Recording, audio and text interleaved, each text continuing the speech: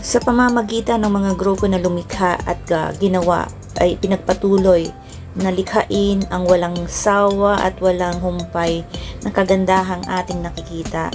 So hanggang dulo ay nilikha nila ang isang makabagong Art Team Love dito lang yan sa Hong Kong sa may Tower Admiralty. So silipin natin.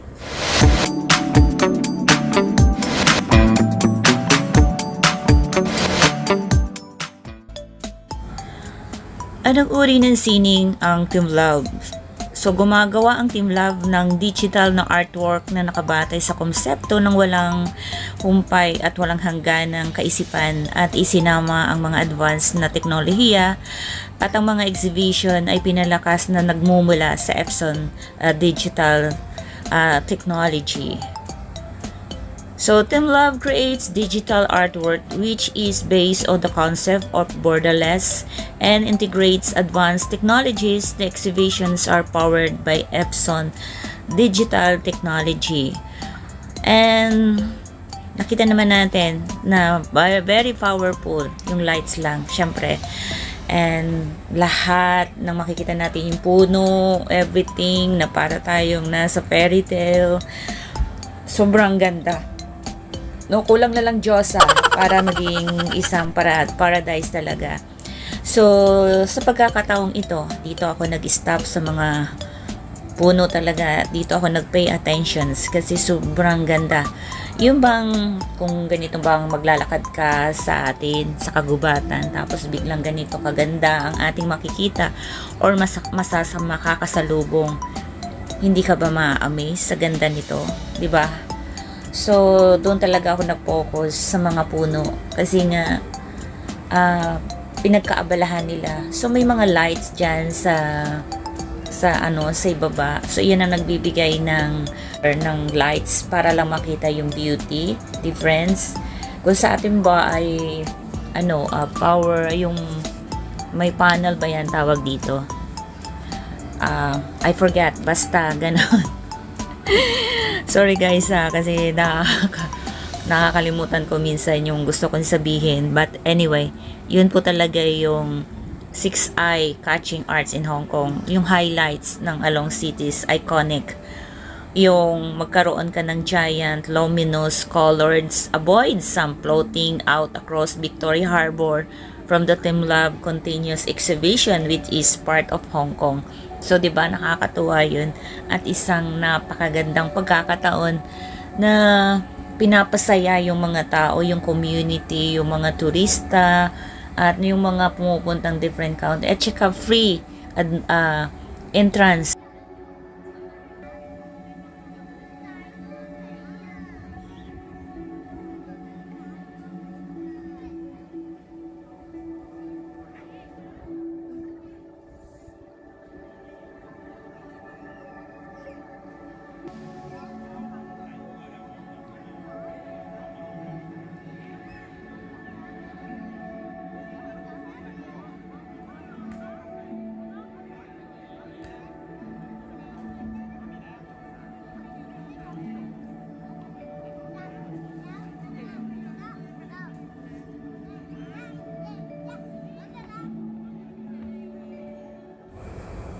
Oh my God. Oh, wait a second. No. Parang ako baga Oh, ay, ayan. Oh, ay, nagtutulak ng muna yan. Oh, napaka-gaan-gaan lang. Finally, meron din akong video para sa sarili ko.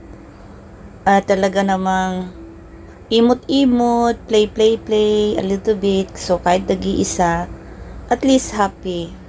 Ang ganda ng kulay talaga. Look at that. At nagbago nga yung mga colors niyan. Siyempre, nag-iisa tayo. So, laro-laro lang kahit isa.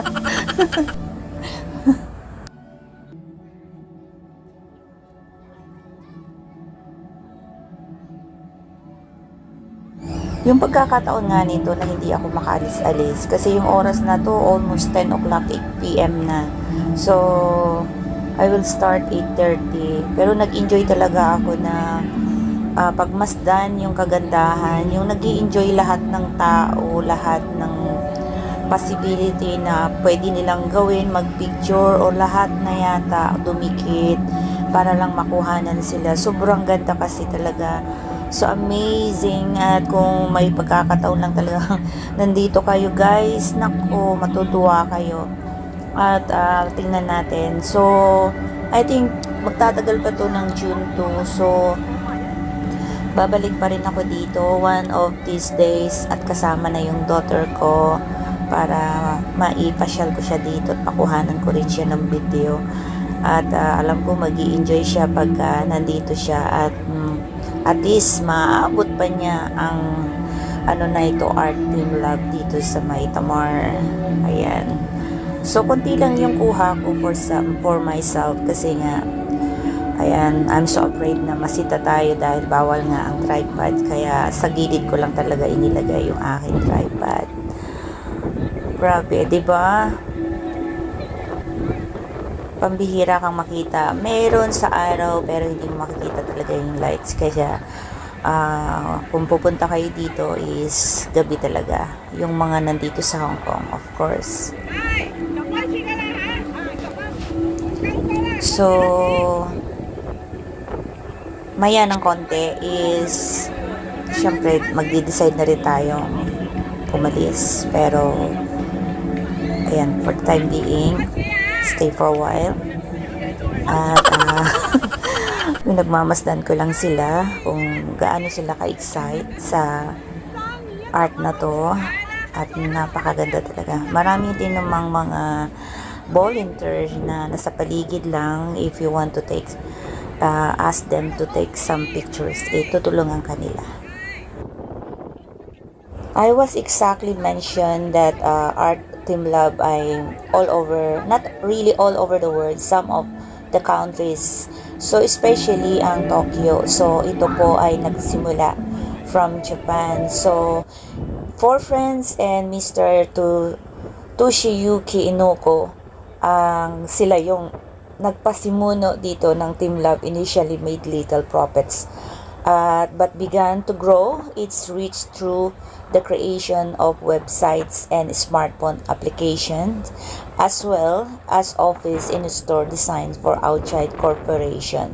So nagsimula sa kanila ang Team Love dito sa May Tamar. At syempre nagsimula nga sa maliit hanggang siguro na-realize nila na why not na i-discover at become bigger ang Art Team Love. At yun nga, naging history na to simulat sa poll noong 2001. So ang pagkakaiba ng Team Love Borderless at saka sa Team Love Planet, kasi itong konsepto nito is take like science. So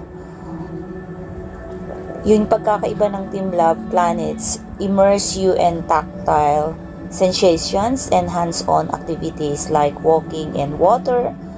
And also, on the other hand, Team Love Borderless invites you into a digital art realm, emphasizing exploration and discovery. So, yun ang pagkakaiba ng dalawang Team Love Borderless and Team Love Planet. So, talking and tackle about ano pa rin siya, science. So 2000 po nagsimula itong Art Team Love dito, and based in Tokyo with outposts in Singapore and Shanghai. Team Love was founded by Toshiyuki Inoko, I mentioned again, and 2000 with the aim to change the relationship between people and the spaces they inhabit. So, quite beautiful, at saka napakaganda nung kanilang Team Love biography, artwork, and exhibition, Okola artists. At dumating na nga tayo dito sa may karagatan yan. At I don't know how they do it, but syempre alam na nila yon, at napakagaling naman talaga. And sabi nga, yung artwork niya from Tokyo 2001, so different places here in Hong Kong may ganito, but not the same as here in Tamar. So I think some part, especially in yung museum or park dito sa Hong Kong is maliliit lang yung kanilang nilalagay. So, international collective and other collaborative practice seeks to navigate of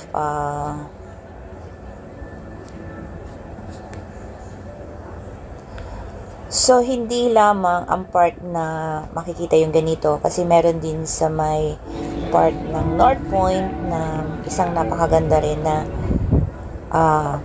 Team Love, at hindi lang dito sa Tamar. So according that in North Point naman is splashing water, pero hindi pa ako nakakarating doon. Yun, kapag sa loob kasi guys, may bayad po, I think 120 for one person kapag pumasok ka doon.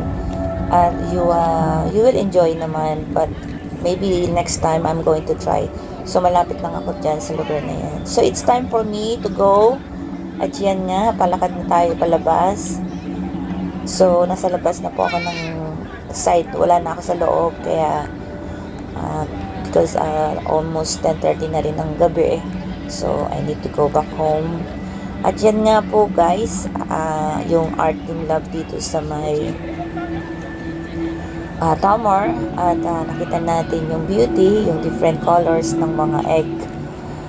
200 egg. 10:30 meron pa rin pumapasok, at siguro i-close nila yan siguro almost maybe o 11:30.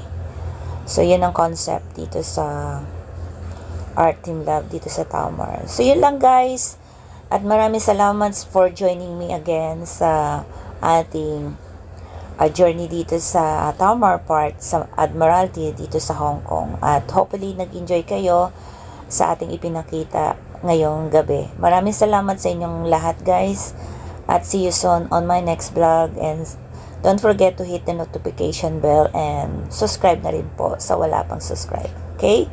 Goodbye po, at see you soon.